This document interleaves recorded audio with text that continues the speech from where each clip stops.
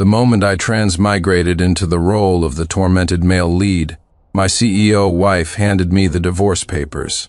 "Sincere Johnson, your recent behavior has been very disappointing. You constantly target Makoto Davies.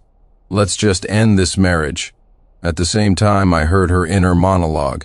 "Although I don't really want a divorce, I need to test Sincere's feelings. Why does he always suspect me and Makoto? Makoto is just my male best friend. Our friendship is completely pure. They say women who don't act up aren't loved by men.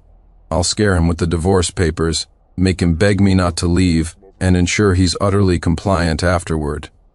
Memories flooded in, revealing that I was the male lead in an angst-ridden novel, the one whose body and spirit were constantly abused. The original owner was the heir of a wealthy family. After marrying the heroine, the two constantly fought over her male best friend. She either forgot their anniversary because she was taking care of Makoto, or she was traveling with him on the original owner's birthday. Even more outrageously, when the original owner was hospitalized, she was at a concert with Makoto. In short, the original owner was utterly devastated and suffered countless injuries. But every time he argued with the heroine, she would threaten him with divorce, and he would ultimately compromise out of love. It wasn't until the male best friend moved overseas that the heroine finally recognized her true feelings, and their tumultuous relationship finally ended, leading to their happily ever after. Honestly, I had nothing to say to that. I'm not a masochist. Why would I subject myself to this torment? A divorce? I supported it with both hands and feet. Her inner voice piped up again. I mentioned Makoto. He's clearly jealous. When he begs me later, what kind of compensation should I demand? After all, a beauty like me is irreplaceable. Only an idiot would tolerate such a self-righteous leading lady. I immediately took the divorce agreement, smiling. Sure, a divorce. I agree. The heroine, Victoria Bellwether, froze. Her eyes were wide, staring at me in disbelief without blinking. Wait, did I hear that right? He agreed to the divorce? Is this real? No way, I must have misheard. I need to check again. Listening to her inner monologue, the corner of my mouth curled into a cold smirk. I was no longer the man who would instantly feel heartbroken and apologize the second she mentioned divorce. Today, I was going to teach her a lesson in playing with fire. Victoria calmed herself, raising an eyebrow and adopting a superior air. I don't recall what you just said. Still pretending you didn't hear me? Victoria Bellwether, unless you're deaf and blind, you should know I am divorcing you, right? I pointed at the divorce agreement. It's written clearly in black and white, and you were the one who pushed this for me to sign. Why the act now?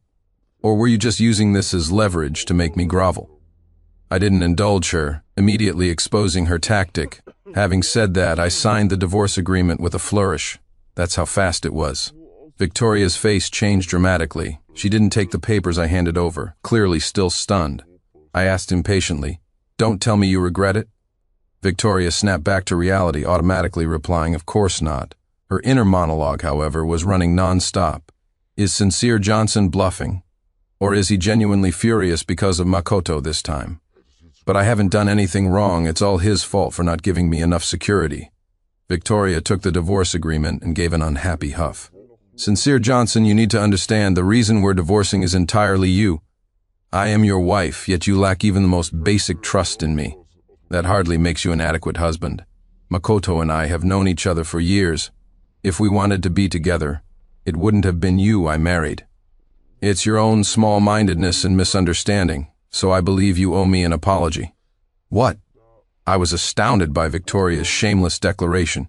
She truly knew how to turn the tables. She enjoyed the original owner's infinite tolerance while simultaneously savoring the novelty and excitement provided by her male best friend. Who could guarantee there wasn't an emotional affair, even if it wasn't physical? And now she demanded an apology? I decided that since she insisted on provoking me, I wouldn't mind letting her listen to my honest feelings. Victoria Bellwether, you truly do nothing that resembles decent human behavior. Where do you get the colossal nerve to demand an apology from me? Are you underdeveloped in the cerebellum and completely lacking a cerebrum? How have you survived until today? You and Makoto actually seem quite well matched. Why didn't the cosmic matchmaker toss you two into the same trash bin? Victoria was stunned into silence, her lips trembling. Sincere Johnson, how dare you curse me? I heard her inner thoughts roar. Ha ha, I'm angry now, I'll never forgive him. Divorce, I demand a divorce, I'll make him regret losing me, forcing him into a chasing the wife in the crematorium arc. Just like in the novels, a chasing the wife in the crematorium arc. We'll see if I bother to chase. You think highly of yourself. I looked at the livid Victoria, showing no mercy. We're getting divorced. Who is going to indulge you now? Fine, divorce. Victoria ground her teeth, her eyes practically eating me alive. I stood up. Let's go. Victoria frowned. Where? The marriage registry, of course. My tone was non-negotiable. The agreement is signed, the assets are split, and we both consent to the divorce. What are we waiting for? I smiled playfully. You might not be in a hurry, but I certainly am. You're that eager? Victoria looked complex, a flicker of hard-to-conceal panic and shock in her eyes. She thought she could control me with divorce. Now it was actually happening. What? Why is Sincere Johnson like this now? Does he not love me anymore? This zany jerk is so impatient, there must be something else going on. But if I say I don't want to go now, I'll lose face listening to Victoria's inner monologue. I really wanted to laugh. Her plan was disrupted, and she was panicking, so I flashed her a look of sarcasm. Victoria, it's too late for you to back out. Who's backing out? Victoria was like a cat with its tail stepped on, furious. Let's go. We'll go now. I don't want to waste time. I walked downstairs first, and after waiting for a while, Victoria slowly trailed down. She clearly didn't want the divorce, but for the sake of appearances, she couldn't find an excuse. As soon as she approached, I heard her inner monologue again. Are we really going to the registry? What respectable excuse can I find to stall for time? Sincere is so heartless. Is he serious about divorcing me, or is he just playing hard to get? She was thinking too much. I eyed Victoria. What's taking so long? A flash of surprise crossed Victoria's eyes, assuming I was worried about her. But my next sentence made her face drop instantly. If you're not dead today, I'll hire people to carry you to the registry. Victoria's expression practically cracked. Sincere Johnson, how can you be so cruel? I shrugged. You're wrong. I'm simply fulfilling your wish for a divorce. No need to thank me. Victoria's face was awful, choked into silence. I turned decisively and opened the villa door. Just then, a black sedan executed a perfect curve and stopped right outside. The door opened, and a man in workout clothes jumped out. It was Victoria's male best friend, Makoto Davies. He was carrying a bouquet of flowers and ignored me completely, walking straight towards Victoria. Tori, weren't we supposed to go hiking today? Why the delay? While speaking, he glanced at me pointedly. Is someone being difficult and preventing you from going? He shoved the flowers into Victoria's arms, then looked at me sternly, his tone laced with reprimand. Sincere Johnson, you are Tori's husband. She works hard every day. If she occasionally wants to relax with me, you shouldn't get jealous. As a man, I understand your feelings, but your possessiveness is too strong. You treat Tori like private property, and that's unacceptable. A man should be magnanimous. Just because Tori married you, does that mean she can't have male friends? He sounded so self-righteous. In the original book, he frequently made passive-aggressive comments in front of Victoria to provoke the original owner, causing friction that led to the heroine's torment of the male lead. He was no different from someone knowingly acting as the third party, equally disgusting. I couldn't hear Makoto's inner thoughts, but I heard Victoria's excited monologue. As expected of Makoto, he said it perfectly. It seems I was overthinking things. Sincere would never truly divorce me, he was just trying to scare me. If Sincere is jealous, he'll try hard to please me. I'll make him drive us hiking later. Perfect timing, Makoto. I looked at Makoto's superior demeanor, then at Victoria, whose eyes held unconcealed anticipation and smugness. I suddenly smiled. I ignored Makoto and focused my gaze on Victoria, speaking with sarcasm. Victoria, what's wrong with you? Makoto is your best male friend. Why wouldn't you tell him about such happy news as our divorce? You're treating him like a stranger, even I think that's too much. Victoria's face instantly changed. What did you say? Even Makoto's expression shifted. He looked sharply at Victoria, seemingly trying to confirm if I was telling the truth. My smile deepened. Victoria, don't play dumb. We're heading to the divorce registry right now. It won't take long. After we're done, you'll have all the time in the world to go hiking with him. I turned to Makoto. I know you're eager, but hold your horses, because I'm even more eager. You're usually so understanding. Surely you can spare a few minutes. How about this? You come with us to the registry. Victoria and I can get the divorce certificate, and you two can get your marriage license right after. See how thoughtful I am? I patted Makoto's shoulder. Go get her. I have a good feeling about you two. Makoto was completely bewildered. He looked at Victoria in confusion. Tori, are you two really divorcing? Victoria opened her mouth and managed only one word, yes. I gestured invitingly. Care to join us at the registry? Makoto did not follow. When Victoria and I entered the marriage registry, her steps were still unsteady. She hadn't fully recovered from the shock. I walked quickly, wanting to finalize the divorce as soon as possible. Behind me, Victoria's inner monologue was constant. We're actually at the registry. Sincere will back out at the last minute, right?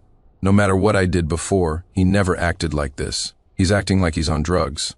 What should I do? Should I apologize? But I didn't do anything wrong. I saw Victoria dragging her feet and called out impatiently. Victoria's eyes lit up, assuming the situation was about to turn around.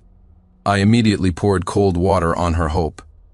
If your legs aren't broken, walk faster, I said. I'm in a hurry. Victoria's face twisted. When we sat down across the table, her expression remained dark. She kept glancing at me, watching my reaction to her anger. If this were the old me, the original owner would immediately treat her unhappiness like a crisis, using soothing words, and showering her with endless jewelry and designer bags. I folded my arms and sneered inwardly. Expect me to placate her? Impossible. Not hitting her was a sign of my benevolence. The staff member, Ms. Harrison, was a woman. Instead of asking the reason for the divorce, she immediately launched into a counseling session, saying divorce wasn't a small matter, and that it was hard to become husband and wife, urging us to calm down and remember each other's good points, and so on. Victoria listened while secretly watching my expression. The counselor is giving him an out. Sincere will reconsider. I'll give him this one chance. If it weren't for how good he usually is to me, I wouldn't forgive him. As Ms. Harrison kept talking, I impatiently made a stopping gesture. I think what you said was excellent. Next time, don't say it. I was blind when I married her, and now I've recovered, so I'm divorcing her. Today, even if the King of Kings came down, this divorce is happening. I turned to Victoria. Didn't you say you were in a hurry? Get the divorce papers out. Victoria's expression was instantly worse than if she'd eaten dirt. She furiously slapped the divorce agreement onto the table, her face so dark it looked like rain would drip from it. Sincere Johnson, you've changed. You've become strange and terrifying. You promised you'd always treat me well and never make me unhappy, but you failed. Is she serious? Just because I wouldn't be completely subservient and accept everything she threw at me, she couldn't handle it and resorted to moral blackmail. As long as I reject morality, nobody can blackmail me. Victoria, are you brain damaged? You said you used to. I've changed. What's the problem? I'm enabling you and Makoto now. You should be down on your knees thanking me. Victoria's face went white, her voice trembling slightly. Well, if Makoto and I keep our distance from now on, I cut her off directly. In my book, one infidelity means no second chances. Sign these peacefully, or I won't hesitate to ruin your reputation. I stared her down, my aura overwhelming. Yes, I am threatening you. Victoria shook all over, her eyes instantly red. Sincere Johnson, I hate you. Divorce. We must divorce right now. I will make you regret this, and even if you crawl back and beg, I won't take you back. Ms. Harrison started to speak again, but she met my gaze and instantly shut her mouth, handing over the forms instead. If both parties confirm there are no errors, please sign. I quickly reviewed the document and signed my name without hesitation. Victoria's face was deathly pale, the hand holding the pen trembling slightly. After a few seconds, she still seemed unwilling and turned to me. Sincere Johnson, you won't regret divorcing me? Regret is not a word in my vocabulary. I'm finally rid of a narcissistic heroine who doesn't know her place, and I have a vast fortune waiting for me to inherit. I couldn't be happier. Victoria gripped the pen hard, her knuckles white. She finally signed her name. The remaining procedures were quick. Miss Harrison stamped the documents, and everything was settled. Victoria and I were no longer married. I stood up to leave, but Victoria immediately rose and called out, Sincere Johnson, do you have someone else? Her brow was tightly furrowed. She truly couldn't understand why I wouldn't continue to tolerate her. Why was this woman so annoying? I kept my face cold, my tone as distant as possible. Victoria, I am not flighty like you, messing around with other people when I'm already married. And let me be clear, We are never getting back together. We part ways peacefully. Who I date or marry is none of your business. I didn't bother to look at her again, turning and walking quickly out the door. The sun shone brightly outside the registry. Just then, a woman in professional attire with short hair, looking very capable, smiled and blocked my path. I eyed her suspiciously. You look familiar. Since this was outside the original plot, I was confused. I also noticed that I couldn't hear her inner thoughts. Old classmate, I'm Nora Clark, your high school desk mate. Long time no see. Old classmate. I smiled and held out my hand. She smiled back. Long time no see.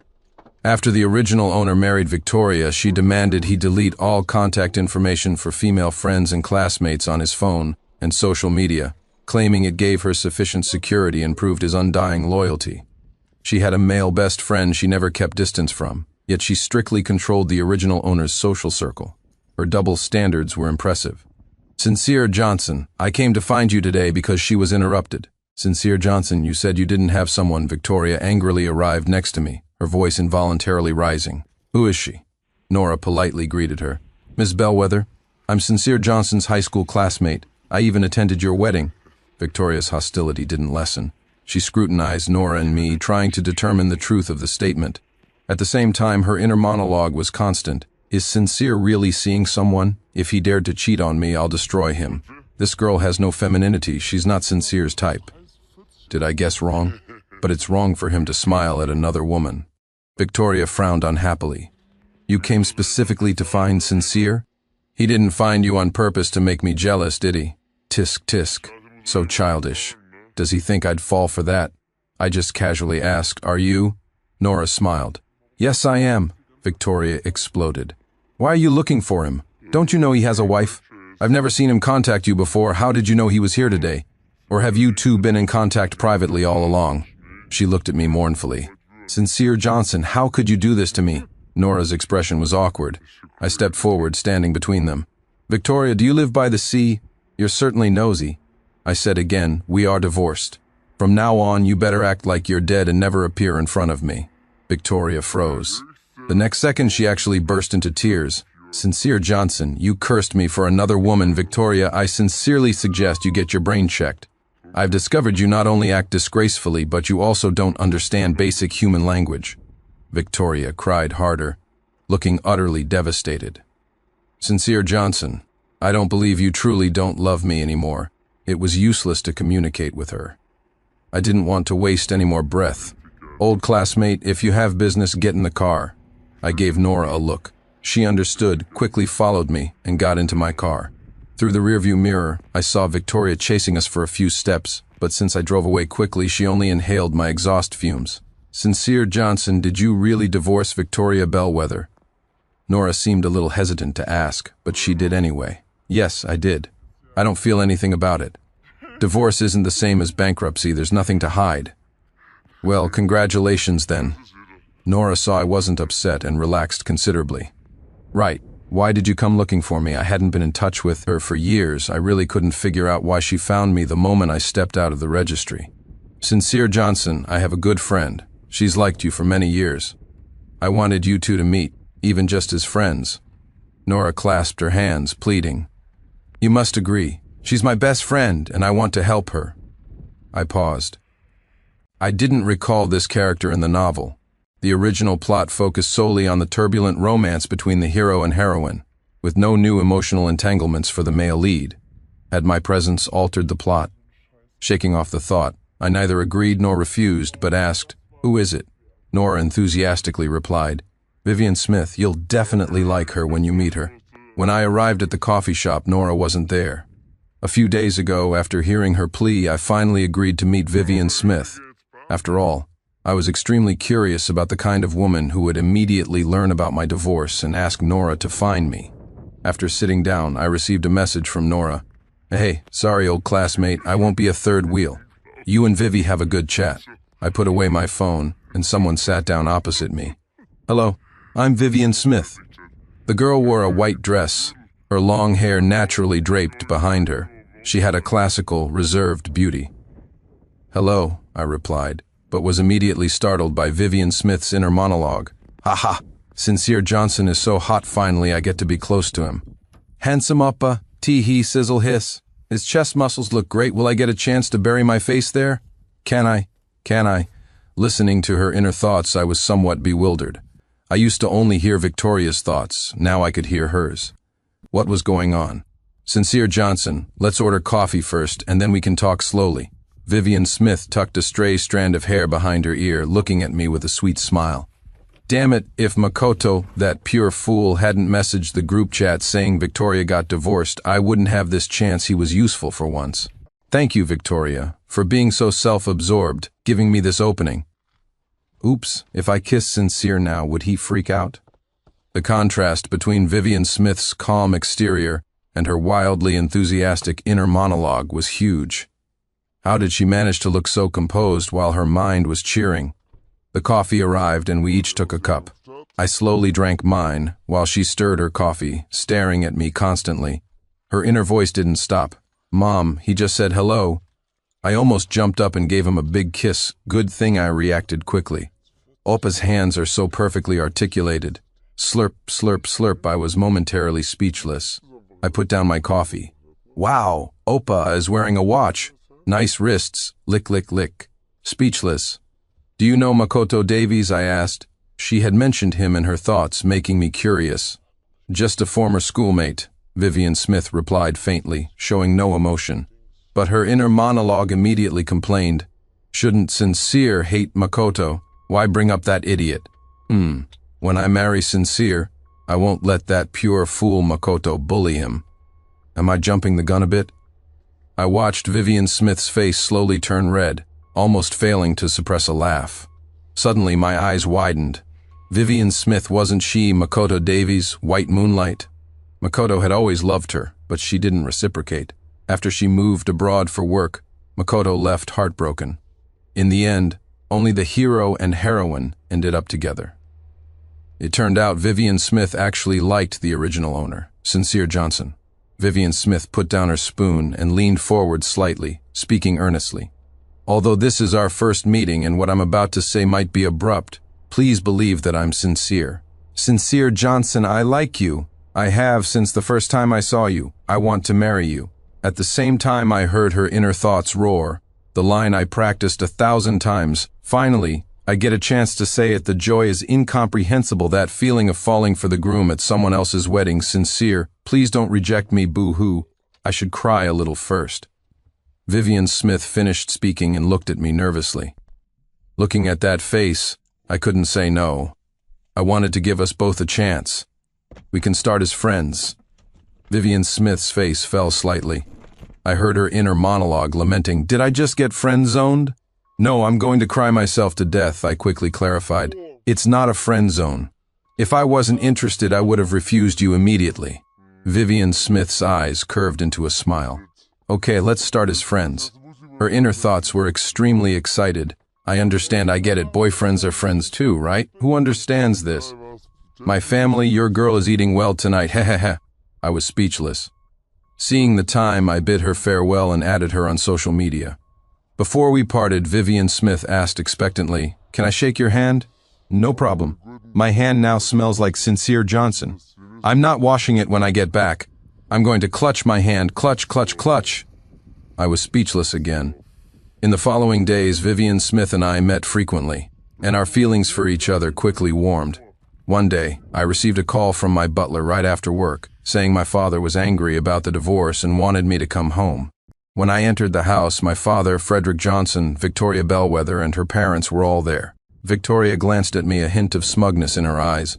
Uncle Johnson has always liked me. He'll definitely take my side. Sincere rushed off to date someone right after the divorce. Uncle Johnson won't let him get away with it. Aside from me, Uncle Johnson won't agree to any other woman joining the Johnson family. I really wanted to know who gave Victoria that confidence. My father liked her as a daughter-in-law, yes, but he wasn't an idiot. Would he really turn against his own son for an outsider? He earned his billions. He wouldn't be so confused. Dad, Mr. and Mrs. Bellwether.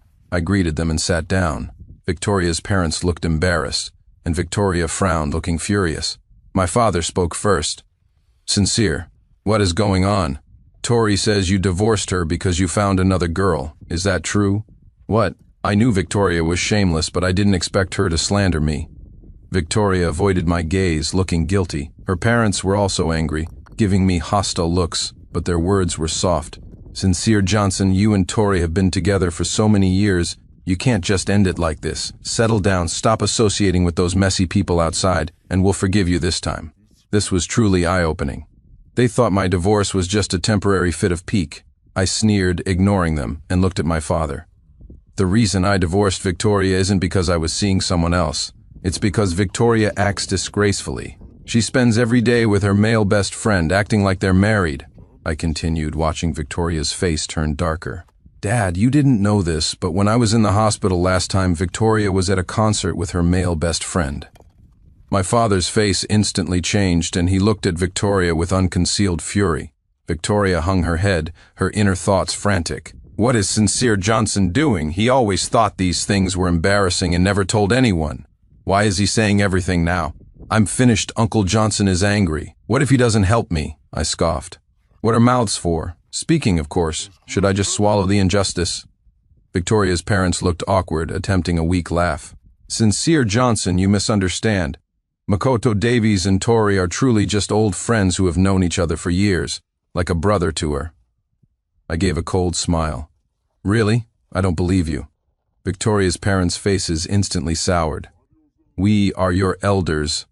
How dare you speak to us like that? Victoria and I are divorced. By what right are you my elders? My tone was frigid. Or do you think you can leverage the Johnson family's status to step on me? My father finally spoke up. Sincere is my son. Anyone who bullies him is challenging the Johnson family. Victoria's parents' faces shifted between green and white, and they dared not speak again. Victoria mumbled, Sincere Johnson. My parents didn't mean that. I know I was wrong. Can you give me a chance? Let's remarry. Inner thought, I've humbled myself this much. He'll forgive me, right? Just this one time. Remarriage is impossible. I spoke clearly, one word at a time, watching the shocked expressions on Victoria and her parents' faces. Congratulations to me. I'm getting married. Victoria could no longer sit still. She shot up, shouting, I forbid it. She looked tearfully at my father. Dad, didn't you say I was the only daughter-in-law of the Johnson family? Say something. My father shot me a look, presumably scolding me for not informing him of the divorce and subsequent marriage plans sooner. But he still stood by me. I'm old. I don't make the decisions anymore. As long as Sincere is happy. Victoria looked at me, then at my father, and ran out crying. Her parents scrambled to follow their daughter. My father then looked at me. Tell me about this girl you're marrying. Who is she, and what is her family background? Most importantly, she must be of good character.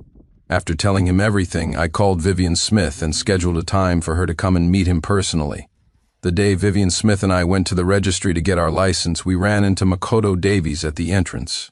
He saw Vivian Smith and me holding hands, his eyes practically spitting fire. Vivian Smith, you said you would never marry in this lifetime. Vivian Smith frowned, speaking coldly. That was before I met the person I love. Now I have. Her inner thoughts sounded impatient. Makoto, this nuisance. I rejected him countless times and only made that excuse so he'd leave me alone. And he believed it. Damn, why am I stuck with him? I just wanted to marry Sincere. What did I do wrong? Makoto looked at me, gritting his teeth. You could have loved anyone, why him? He's second-hand goods that nobody wanted, don't let him fool you. Before I could speak, Vivian Smith slapped Makoto across the face. Makoto Davies, I tried to be nice, but you forced my hand. If you dare slander my beloved again, I'll make you pay. Her face was cold, but her inner thoughts were cheering. Ha ha, I hit him. Will Sincere think I'm not gentle enough? But I couldn't help it. Makoto deserved that if he talks trash about Sincere again, I'll hit him again. I smiled and gently pulled the hand she used to strike him. Doesn't it hurt? Vivian Smith blushed slightly. And no, it doesn't. Ha ha, I should have slapped Makoto a few more times. Oh, this tender man. Whose is he? He's mine. Kiss, kiss, kiss. 100 fierce kisses. Makoto's eyes were red, and his entire body trembled. Just then, a figure rushed across the street, Victoria Bellwether.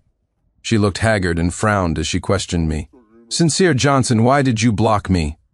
She saw me holding Vivian Smith's hand, and her face instantly changed. Sincere, are you really getting married? Her voice trembled as she spoke, and her eyes were red. It's all Makoto's fault for saying I should give Sincere a few days to cool off. Now look, he's getting married. No, he wouldn't. He only just met her. He must be trying to make me jealous just like I did to him. I laughed. She was quite the dramatist. Getting married? Isn't it obvious? I showed Victoria no kindness. I was afraid if I didn't curse her, she'd still think I was playing hard to get. Victoria's face was deathly pale, confirming I wasn't lying. She couldn't help but roar. How could you marry another woman? What about our relationship? She wept tears of regret, looking like she might collapse. Vivian Smith sighed and spoke gently. Victoria, sincere as an adult. His choice of who to be with is his freedom. I listened closely to Vivian Smith's excited inner thoughts. La la la. Victoria is too late. Sincere as mine. If she tries to steal him, she gets a punch. Okay, I'm only slightly worried. Victoria's face turned livid. Sincere was my husband, even divorced. He's mine. Who are you? Vivian Smith leaned into me, looking challenging. Boo-hoo, you're so vulgar and hysterical. You scared me, Victoria. I'm your mother. Did you hear me? If I weren't trying to maintain my ladylike image, I'd beat your head in. Look at me snuggling Sincere. Aren't you furious? I suppressed a smile, gently stroking Vivian Smith's face. Then I looked at the enraged Victoria. Victoria, I'll give you one final piece of advice. Vivian is my wife. If you make her unhappy, I will repay you 1,000-fold. Victoria's jaw dropped in shock. Suddenly, she raised her hand to strike Vivian Smith. I quickly pulled Vivian Smith behind me and slapped Victoria backhanded. Victoria, you earned that slap. If you dare touch her, you'll see the consequences. Victoria froze, her eyes wide. Tears streamed down her face. She looked heartbroken. Honey, I'm so scared I need a kiss to feel better. Vivian Smith's expression was exaggerated, but her mind was clearly thinking, why did Uppa slap her and not me? I wanted one too, ha ha. I was speechless. What kind of kink was that? Let's go. Getting married is more important. I took Vivian Smith's hand and turned into the registry. Behind us, the sounds of Victoria and Makoto arguing erupted. Victoria, are you insane? You said you wanted to marry me to make Sincere Johnson jealous. Wake up, he doesn't want you anymore, Makoto roared. Shut up, he's just mad at me. If he knew I was going to marry you, he'd regret it. I told you Sincere Johnson is getting married. He will never be with you again. And that's your fault. If you weren't constantly hanging around me, Sincere wouldn't have gotten angry. It's because you're useless. If you could have kept Sincere, he wouldn't have married. Vivian Smith. Do you know how long I've loved Vivian Smith? 18 years, then you deserved it. You deserved it too. The two of them were fighting like dogs, even shoving each other. Vivian Smith winked at me. Honey, today really is a good day. We sat down across the table and soon received our red booklets. Vivian Smith caressed the marriage certificate, smiling happily. She was so excited that she kissed me. Ha ha. It's legal now. We're going to toss and turn until dawn. I bought so many cosplays. Tonight, they'll be put to use. Watch me convince him to be utterly dependent on me. Ha ha. I was speechless. My wife seems slightly perverted, But I like it. We have all the time in the world. I'll make her beg for mercy later.